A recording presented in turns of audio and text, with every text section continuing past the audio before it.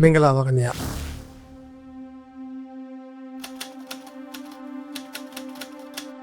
1999ခုနှစ်အောက်တိုဘာလ2ရက်မနက်7:00နာရီခွဲဝန်းကျင်မှာတော့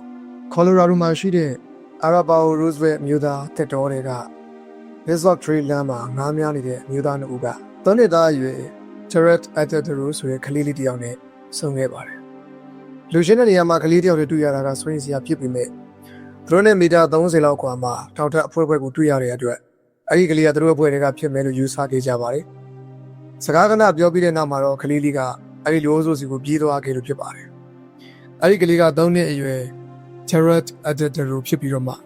အဲ့ဒါသူ့ကိုနောက်ဆုံးတွေ့လာတဲ့အချိန်လေးဖြစ်ပါတယ်ဒီလိုအခြေအနေမျိုးကိုဘယ်လိုရောက်သွားသလဲဆိုတာကိုနားလည်ဖို့အတွက်သူ့ဘခင် Alan Attenborough ရဲ့ဘဝအကြောင်းကိုပြန်ကြည့်ရပါမယ် Alan ကကွာရှင်းတဲ့ဘခင်တို့ဖြစ်ပြီးတော့မှတနေ့သား Jared နဲ့6နှစ်သမီး Jocelyn ကိုပြည်သူဆောင်ရှောက်နေခဲ့ပါတယ်အဲ့ဒီနေ့အစောပိုင်းမှာပဲ Alan ကခရစ်ယာန်လူမျိုးလူလွတ်များအဖွဲ့ Christian Singles Network Group နဲ့လက်ရှင်ပတ်သက်ခဲ့ပါတယ်အော်တိုဘာလရောက်တဲ့အခါမှာ Alan ကသူ့ရဲ့အကူနဲ့ပူရဲပိုင်ဆိုင်တဲ့အပန်းပြေစကန်တစ်ခုမှာသူကလေးနှစ်ယောက်ပါဝင်အဖွဲ့ဝင်17ယောက်ကိုအခမ်းနေခဲ့ပါတယ်အဲဒီမှာကလေးတွေကငားမွေးမြူချံကိုအဖွဲ့နဲ့အတူသွားချင်ခဲ့ပါတယ်Alan ကကလေးတွေကိုခေါ်သွားဖို့အစားတုန်းကမော်မေဖြစ်နေပြီမဲ့အဖွဲ့ဝင်တွေကတော့ငားမွေးမြူချံကိုပဲသွားပြီးတော့မှချက်ချင်းပြန်လာမှာပါလို့အာမခံလီတော့သဘောတူလိုက်ပါတယ်ဒါပေမဲ့ Alan မသိဘဲနဲ့အဲ့ဒီအစီအစဉ်ကမူလကမရည်ရွယ်ပဲနဲ့မနက်7:00နာရီမှာစတင်တဲ့ Resort Trail လမ်းတစ်လျှောက်15မိုင်ခီးရှိဒေါက်တာခီးရအနေနဲ့ပြောင်းလဲသွားခဲ့ပါတယ်။ဖခင်ရဲ့ခွင့်ပြုချက်မရဘဲနဲ့ကလေးငယ်2ယောက်ကိုခေါ်သွားတဲ့အတွက်ဒါပထမဆုံးအမှားဖြစ်ပါတယ်။ဒုတိယအနေနဲ့အဆိုးဆုံးအမှားကတော့ဘယ်သူမှကလေးတွေကိုတိတိကျကျတာဝန်ယူကြည့်ရှုခြင်းမရှိခဲ့ပါဘူး။လူတိုင်းကတယောက်ကကြည့်နေလိမ့်မယ်လို့ထင်ခဲ့ကြပြီးတော့တကယ်တော့ဘယ်သူမှ Zero နဲ့ Jocelyn ကိုမကြည့်ခဲ့ဘူး။ပိုဆိုးတာကတော့ဒေါက်တာသမားတွေကမြင်မြင်လျှောက်တဲ့အဖွဲ့နဲ့ဖြည်းဖြည်းလျှောက်တဲ့အဖွဲ့ဆိုပြီးမှနှစ်ဖွဲ့ကွဲသွားခဲ့တာကြောင့်ကလေးတွေဘယ်ရောက်နေတယ်လဲဆိုတာကိုချီယာခံဖို့ကမဖြစ်နိုင်တော့ပါဘူး။ဒေါက်တာခီးစပြီးတော့မှတနိုင်ခွဲလောက်အကြာမှာဂျရက်ကိုငားမြတ်သမား2ဦးကတွေ့ခဲ့ပြီးတဲ့နောက်ဒေါက်တာအဖွဲ့တစ်ခုစီကိုပြေးသွားခဲ့တယ်လို့သိရပါတယ်။ဒီအချက်မှာတော့ကိစ္စတွေကပိုပြီးရှုပ်ထွေးလာပါတယ်။သူကအဖွဲ့နှစ်ဖွဲ့ကြားမှာလားဒါမှမဟုတ်အဖွဲ့နှစ်ဖွဲ့လုံးကိုကြော်လွန်သွားခဲ့ပါလားဆိုတာကမရှင်းလင်းပါဘူး။ငားမြတ်သမားတွေတွေ့ခဲ့တဲ့ဒေါက်တာသမားတွေဟာအဲ့ဒီအဖွဲ့တွေကဟုတ်ချင်မှဟုတ်ပါလိမ့်မယ်။ဝန်နေစရာကောင်းတာကအဲ့ဒီအချိန်မှာပဲဂျရက်ကကြောက်ဆုံးသွားခဲ့ပါလေ။ဒါပေမဲ့ခရစ်ယာန်အဖွဲ့ကနေ့လယ်12နာရီနဲ့15မိနစ်ရောက်မှသူ့ကိုတနားရီကျော်ကြာမမြင်ရတော့ဘူးဆိုတာကိုသတိထားမိခဲ့တယ်။သူတို့ဟာကြောက်လန့်သွားပြီးတော့မှအဖွဲ့ဝင်တချို့ကအပန်းပြေစခန်းကိုအပြေးပြန်ပြီးအလန်ကိုအကြောင်းချခဲ့ကြတယ်။အလန်ချက်ချင်းပဲအပြင်းထန်ကားမောင်းပြီးတော့တောင်တက်လမ်းကိုသွားခဲ့ပါတယ်။သူတို့ငါသားလေးကိုဆုံးရှုံးသွားကြပြီလို့ရှင်ဘက်ကိုထုပြီးတော့မှအော်ဟစ်နေခဲ့ပါတယ်။အဲ့ဒီအတော်ထဲမှာသူ့ရဲ့အပန်းပြေစခန်းမန်နေဂျာကလူပြောက်တိုင်ချက်ဖွင့်ပြီးတော့မှရေဒီယိုအဖွဲ့တွေကိုအကူအညီတောင်းခဲ့ပါတယ်ဒီလိုတက်ကြွတဲ့ဒေါက်တာလန်ဖြစ်တဲ့အတွက်ရေဒီယိုအဖွဲ့တွေကလူပြောက်ရှာဖွေရမှာအတွေ့အကြုံများစွာရှိခဲ့ကြပါတယ်အဲဒီတော့ကရဲရရှိချုပ်ကကျွန်တော်တို့သူ့ကိုရှာတွေ့မယ်လို့တွေးခဲ့တာမှန်တယ်ကလေးလေးတယောက်ဖြစ်ပြီးမဲ့ကျွန်တော်တို့လူတွေနဲ့အတွေ့အကြုံရှိတဲ့အတိုင်းရှားနဲ့ချီတဲ့လူပြောက်တွေကိုရှာဖွေခဲ့တယ်လို့ပဲညမရောက်ခင်မှာကလေးလေးကိုငိုနေတာဒါမှမဟုတ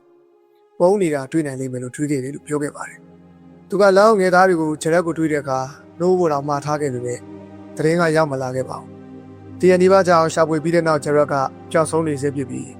းသူ့ကိုအသက်ရှင်ရတွေ့နိုင်တဲ့မျောလင့်ချက်တွေကမိမိလာခဲ့ပါတယ်။အခြေအနေကပိုဆိုးလာခဲ့ပါတယ်။ဂျရက်ကိုရှာဖွေနေတဲ့ရဲရင်တစ်စင်းကပီတီယာမြင့်မှာအင်ဂျင်ရက်ပြီးပြတ်ကျခဲ့တာကြောင့်နေပေါ်ပါလာတဲ့ခီးတွေအားလုံးကဒဏ်ရာရခဲ့ကြပါတယ်။အော်တိုဘာ9ရက်နေ့မှာ professional ရှာဖွေသူ200ကျော်ခွေးပွဲ12ဖွဲ့ခြေရကပညာရှင်တွေရှင်မို့အဖွဲ့နဲ့နေဒဇင်းတို့ကတော့ဂျရက်ကိုရှာဖွေဖို့ဒါမှမဟုတ်သူ့ရဲ့နာနေတဲ့ပျောက်ဆုံးမှုကိုဖြေရှင်းပေးနိုင်တဲ့သဲလွန်စာတစ်ခုခုကိုရှာဖွေဖို့အစွမ်းကုန်စူးစမ်းခဲ့ကြပါတယ်။ဒါပေမဲ့ဘာသဲလွန်စာမှမရဘဲနဲ့9ရက်ကြာရှာဖွေပြီးတဲ့နောက်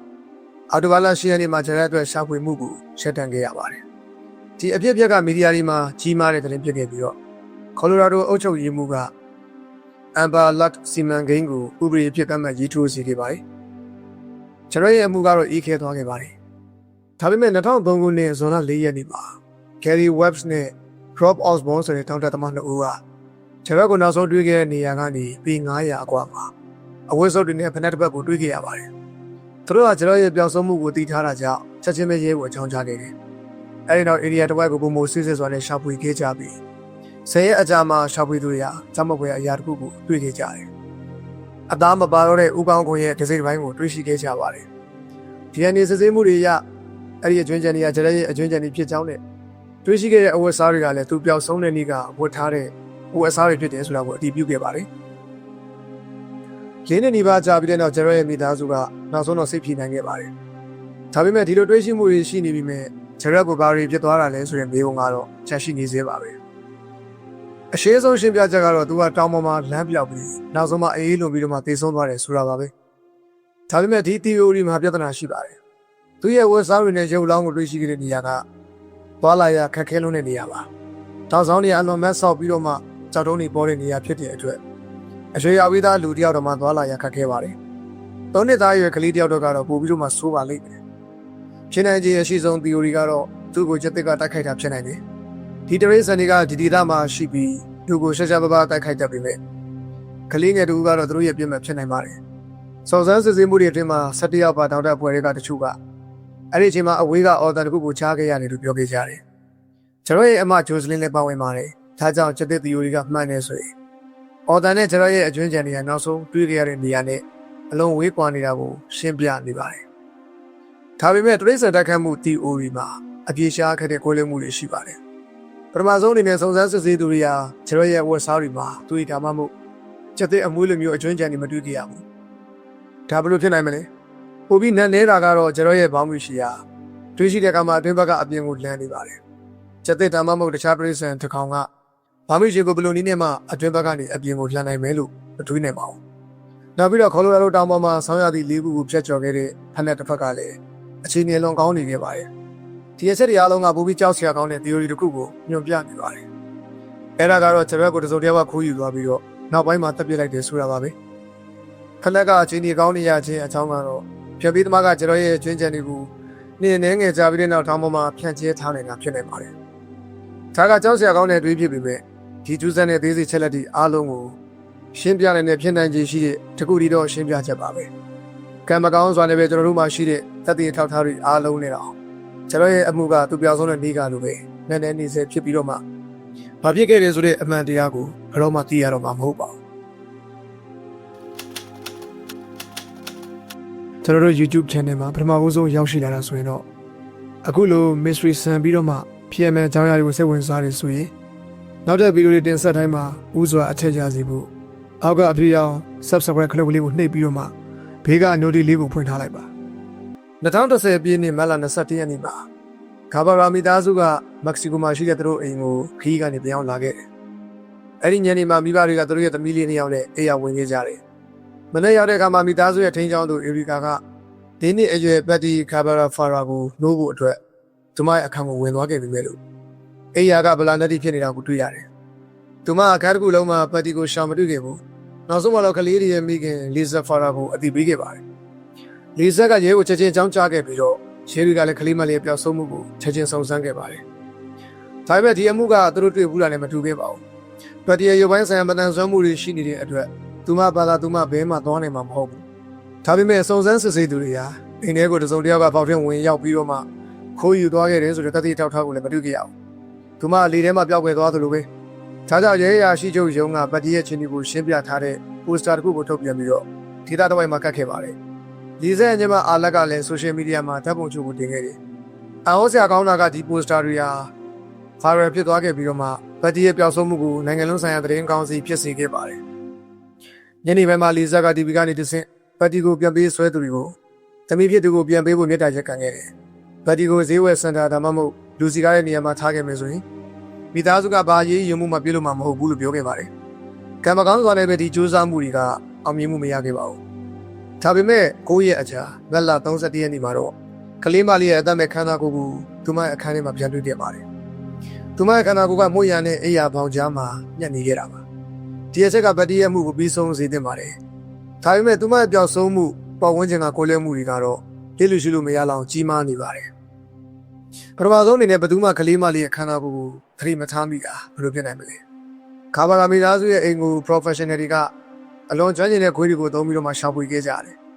သူတို့ဒီလိုထင်ရှားတဲ့အရာတခုကိုဘယ်လိုလွတ်သွားနိုင်လဲအရေးကြီးဆုံးကတော့သူမရဲ့အခန်းကိုလာလေတဲ့သူတွေဘယ်သူမှအနံ့ကိုဘာလို့သတိမထားမိတာလဲ YouTube မှတ်ချက်တစ်ခုမှာပေါ်ပြထားသလိုပဲကျွန်တော်ခန္ဓာကိုယ်တစ်ခုကိုရှာတွေ့ခဲ့ဘူးတယ် မြေရောက်ခန်းတွေကတိုက်ခန်းတစ်ခုမှာအနှံဆိုးထွက်နေလို့သွားကြည့်တော့ပိုးလောက်ကြီးတွေနဲ့ပြည့်နေတယ်အနှံကပြင်းထန်ပြီးအရာရာကိုကတ်နေတယ်ပူအိုက်ဆူဆိုးတဲ့နေရာစီပြစ်ပြီးတော့မှ3ရက်မြောက်နေ့မှသိဆုံးခဲ့တာဗတ်တီယာအဲ့ဒီခန်းထဲမှာ9ရက်ကြာနေပြီးဘသူမှအနှံကိုသတိမထားမိတာမဖြစ်နိုင်ဘူးလို့ဆိုထားပါတယ်အကယ်၍အခန်းကိုဗတ်တီပြောက်ဆုံးပြီးတဲ့နောက်ချက်ချင်းတိတ်ပတ်ပိတ်ဆို့ထားခဲ့မယ်ဆိုရင်စောစောစစ်စစ်သူရဲ့ညံပြင်းမှုကြောင့်လို့ရှင်းပြနိုင်ပါလိမ့်ဒါပေမဲ့တကယ်တော့ဖြစ်စဉ်ဖြစ်ပြီးနောက်ရက်ဒီမှာအဲ့ဒီအခန်းကိုဧည့်သည်များစွာဝင်ထွက်သွားခဲ့ပါတယ်ဧည့်သည်အချို့ကအဲ့ဒီအိယာမှာပဲညပိုင်းတွေအိတ်ခဲ့ကြပါတယ်လီဇက်ကတော့ဗတ်တီရဲ့ခန္ဓာကိုယ်ကိုနောက်ပိုင်းမှာတွေးရှိခဲ့တဲ့အိယာပေါ်မှာထိုင်ပြီးတော့မှအင်တာဗျူးတစ်ခုပေးခဲ့ပါသေးတယ်သူမှဘာလို့သတိမထားမိတာလဲဒီမေးခွန်းတွေအားလုံးအတွက်တခုတည်းတော့ရှင်းပြချက်ကတော့ဗတ်တီရဲ့ခန္ဓာကိုယ်ကမူလရှာဖွေမှုတွေအတွင်းမှာမွေရအောင်မှမရှိသေးပဲနဲ့နောက်ပိုင်းမှာတစုံတစ်ယောက်ကထားခဲ့တာဖြစ်နိုင်ပါတယ်ဖြစ်နေတာကတော့သူမရဲ့မိဘနှစ်ပါးတွေကတယောက်ယောက်ဒါမှမဟုတ်နှစ်ယောက်စလုံးဖြစ်နိုင်ပါတယ်တရားဝင်စစ်စစ်ချက်အရဗတ်တီယာအိယာပေါ်ကိုသူမဘာသာသူမတက်လာပြီးတော့မှမွေရနဲ့ပေါင်ကြားကလွတ်နေတဲ့နေရာတွေကိုဦးကောင်းနဲ့ပြုတ်ကျခဲ့တယ်လို့ဆိုပါတယ်အဲ့ဒီမှာပဲသူမကတက်ရှူချက်ပြီးတော့သူမရဲ့ထင်းချောင်းသူအေရီကာလာမရှာခင်မှာတိတ်ဆုံးသွားခဲ့တယ်လို့ဖော်ပြထားပါတယ်ဒါပေမဲ့ဒီတရားဝင်ထုတ်ပြန်ချက်နဲ့ကွဲလွဲနေတဲ့တတိအထောက်ထားတွေကအလွန်များပြားနေပါတယ်ဥပမာရှာဖွေသူတွေကဗတ်တီကိုတွေ့တဲ့အခါသူမဟာပန်းရောင်တစ်ကလေးပုံစံပါတဲ့အနက်ရောင်ပေါင်းမီကိုဝတ်ထားတယ်ဒါပေမဲ့လီဇက်ကဒီပေါင်းမီကိုပဲသူမရဲ့အင်တာဗျူးတစ်ခုမှာဗတ်တီရဲ့ပစ္စည်းတွေကိုပြသခဲ့တာကိုတွေ့ရပါတယ်ပိုပြီးဆိုရင်စရာကောင်းတာကတော့ခန္ဓာကိုယ်ကိုတွေ့ရှိတဲ့တရားဝင်ဗီဒီယိုမှာစောစောစစ်စစ်သူတွေကဆောင်းနေမှာဖွက်ထားတဲ့သွေးစွန်းရများစွာကိုတွေ့ခဲ့ရပါတယ်တချို့ကဘလုံးအရွယ်စားတော်ရှိပါတယ်ဗီဒီယိုတစ်ခုမှာစုံစမ်းစစ်ဆေးသူတို့ကမိဘတွေကိုရည်ညွှန်းပြီးတော့သူတို့ကလေးကိုရိုက်နှက်နေကြတာလို့ပြောခဲ့တယ်ဒါပေမဲ့တရားဝင်အစီရင်ခံစာမှာဂျိုပန်းဆန်လွဲတုံးစားလုံးမှုကိုလုံးဝပယ်ချခဲ့ပြီးတော့သွေးစွန်းရာတွေကိုလျှို့ဝှက်ဆန်းကျဲစွာဖော်ပြခဲ့ခြင်းမရှိပါဘူးဒီကိစ္စတွေပေါ်ပေါက်လာတဲ့အခါမက္ကဆီကိုမှာပြင်းထန်တဲ့ဒေါသတွေဖြစ်ပေါ်စေခဲ့ပြီးအယ်ပါဒိုဘတ်ဘတ်ကိုမက္ကဆီကိုပြည်နယ်ဆိုရရှိနေလို့ယာရုကနေနှုတ်ထွက်စေခဲ့ပါတယ်ဒီပြည်စနဲ့ပတ်သက်ပြီးတော့မှကျွန်တော်ဖတ်ခဲ့တဲ့မြတ်အားလုံးကဒီအမှုဟာအာဏာပိုင်ရဲ့ဖုံးကွယ်မှုတို့ဖြစ်ကြောင်းညွှန်ပြနေပါတယ်ဖြစ်နေတာကတော့မိဘနှစ်ပါးတွေကတရားရောက်ဒါမှမဟုတ်နှစ်ယောက်စလုံးကကလေးကိုရိုက်နေမတော်တဆတတ်မိပြီးတော့မှသူတို့ရဲ့ပြုမှုတွေဖုံးကွယ်ဖို့စီစဉ်တစ်ခုဖန်တီးခဲ့တာဖြစ်နိုင်ပါတယ်ဒီလိုလှုပ်ဆောင်ဖို့အတွက်ယာရုကြီးတဲ့သူတရားကဒီအစီအစဉ်မှာပါဝင်နေရလိမ့်မယ်ဒီအချက်တွေအားလုံးကကျွန်တော်ရဲ့ထင်မြင်ချက်သာဖြစ်ပြီးတော့မှမိဘတစ်ပါးပြမှုကျူးလွန်မှုကိုတတ်သိပြနိုင်မယ့်ထောက်ထားမရှိပါဘူးကံမကောင်းစွာပဲသိမြင်ရှိတဲ့ဒါမှမဟုတ်အချက်လက်သိတဲ့ဆုံးတယောက်ကလာမပြောရင်တနာစရာကောင်းတဲ့ပတ်တီကိုအဲ့ဒီညကဘာတွေဖြစ်ခဲ့လဲဆိုတာဘယ်တော့မှသိရတော့မှာမဟုတ်ပါဘူး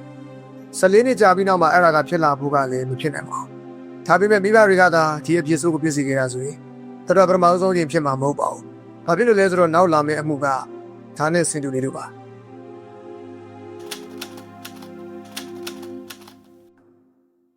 1996ခုနှစ်ဇွန်လ25ရက်နေ့မှာယန်မီဒိုးစ်ကတနစီပြည်နယ်ဂေါ့ဒလက်ဗီးစ်မြို့ကရီဗာလ်ဂိတ်မော်ကိုကပူတွေရောက်မှုသွားခဲ့ပါတယ်။ကားရဲ့ပြည်တဲ့နောက်သူမဟာသူမရဲ့3နှစ်ရွယ်သမီးဖြစ်တဲ့လူစီကိုကားတော့ဘက်တကားကနေထွက်ခိုင်းခဲ့တယ်။သူမကရောက်မှုအတွက်ပစ္စည်းတချို့ကိုကားရဲ့ခီးတဲ့ဘက်ချမ်းကနေပြန်ယူဖို့သွားခဲ့တယ်။ဒါပေမဲ့သူမပြန်လာတဲ့ခါမှာသမီးဖြစ်သူကပျောက်သွားပြီ။သူမကချက်ချင်းပဲမော်လုံခြုံရေးကိုအကြောင်းချခဲ့ပြီးတော့မှဘောလ်နဲ့ပတ်ဝန်းကျင် area ကိုစစ်စစ်စွာနဲ့ရှာဖွေခဲ့ကြတယ်။ဒါပေမဲ့လူစီကိုဘယ်နေရာမှရှာမတွေ့ပြီဘူး။ဖြစ်စစ်ဖြစ်ပြီးရဲတပ်ဖွဲ့များစွာအတွင်းမှာရဲရီယာယာနဲ့ချီတဲ့တပ်တွေနဲ့ဆွေမျိုးတွေကိုနိုင်ပေါင်းယာနဲ့ချီပြီးတော့မှချင်းပြီးစစ်ဆေးခဲ့ပါတယ်။လူစီနဲ့စင်တူတဲ့ကလေးတွေရဲ့မိဘတွေနဲ့စကားပြောပြီးကားရနာရဲ့နေရာကစောင့်ကြည့်ကင်မရာမှတ်တမ်းတွေကိုပြန်ကြည့်ခဲ့တယ်။စောင့်ကြည့်ဗီဒီယိုကဝေးလုံးတဲ့အတွက်ဘာသဲလို့စားမှမဖော်ပြနိုင်ခဲ့ပါဘူး။ဒါပေမဲ့ယန်မီဒိုးစ်ကကားရနာရဲ့နေရာတစ်လျှောက်မှာတစုံတစ်ယောက်ကိုရှာနေသလိုလမ်းလျှောက်နေတာရိုက်ကူးမိခဲ့ပါတယ်။ဒါပေမဲ့ဒီစ조사မှုတွေအားလုံးပြီးမှတော့လူစီရဲ့လက်ရှိဒီနေရာကိုညွှန်ပြနိုင်မဲ့တဲလို့စားတကူမှမတွေ့ခဲ့ပါဘူး။ဒါပေမဲ့ရဲတွေကရန်ကိုစတင်စုံစမ်းခဲ့တဲ့အခါမှာအရာရာကပူပြီးဆူလာပါတော့တယ်။ရန်ကကိုရီးယားရွှေပြောင်းခြေချသူပြပြီးတော့မှသူမကင်မောထရမ်နဲ့ကွာရှင်းခဲ့တာဖြစ်ပါတယ်။နောက်တော့ကိုရီးယားမျိုးသမီးတူဖြစ်တဲ့ဟန်ဆွန်တိုင်လို့ခေါ်တဲ့ထရမ်မီနဲ့အတူနေထိုင်ခဲ့ပါတယ်။သူမရဲ့မူလထုတ်ပြန်ချက်မှာသူမကစက္ကန့်အနေနဲ့သာလှည့်ကြည့်ခဲ့ပြီးတော့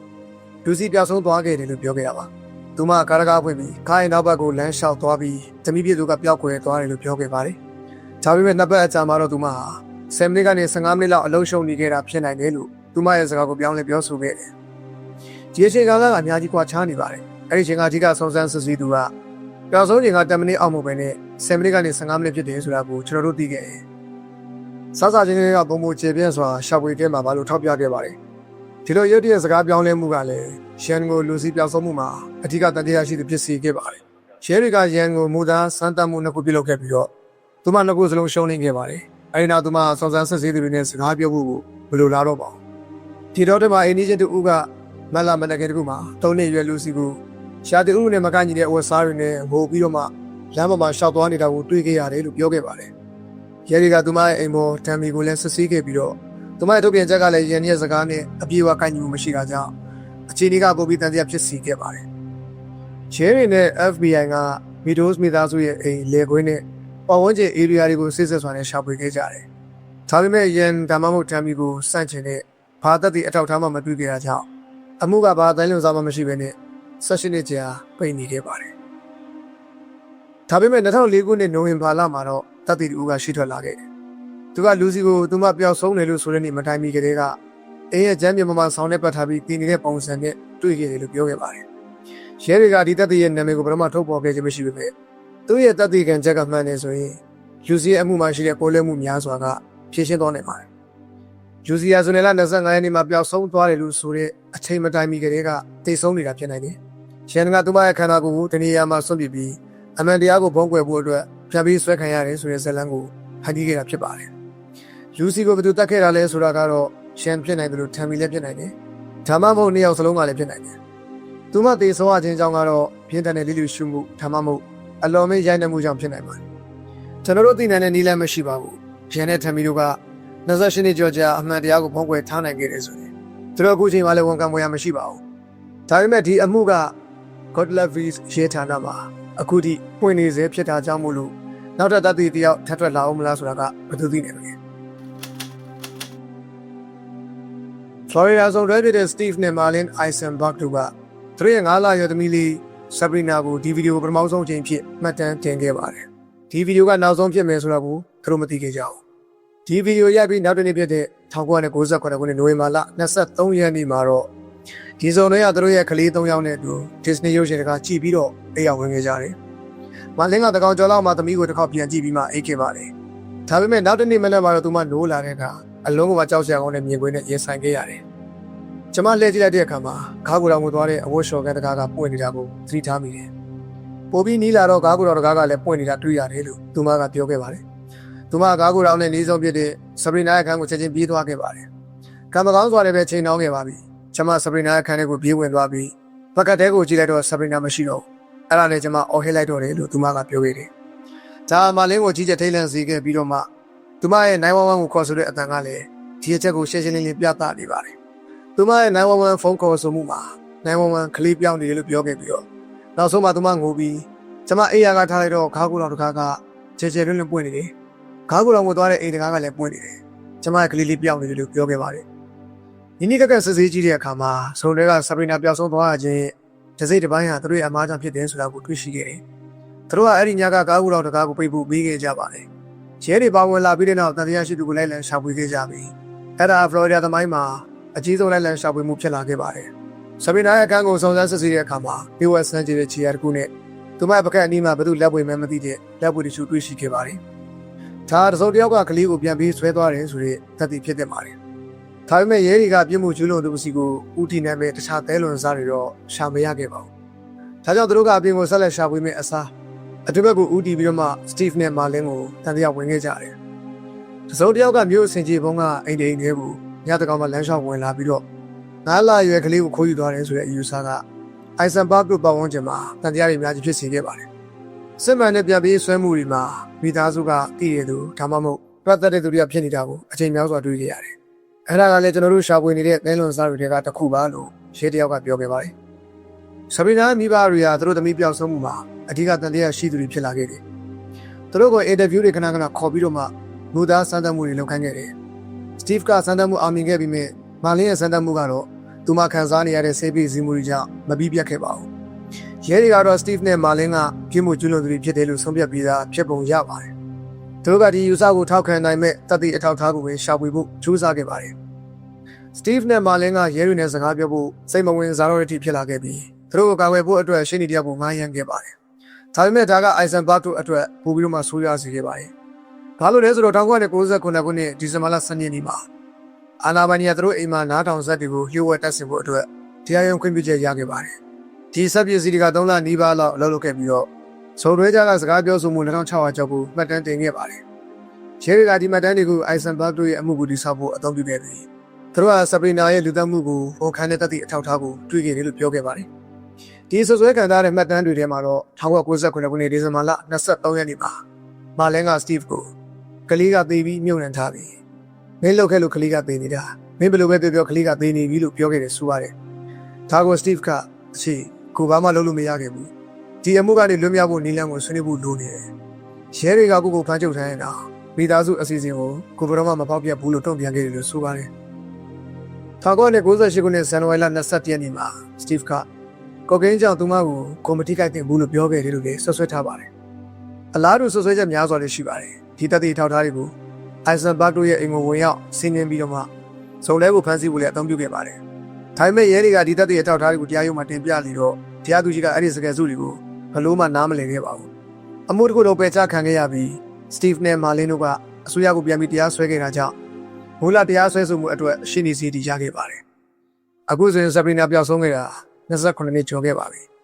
သူမအသက်ရှင်နေသေးသလားဒါမှမဟုတ်အချိန်မတန်မဲနဲ့တည်ဆုံးသွားခဲ့ဗလားဆိုတာကတော့မရှင်းလင်းပါဘူး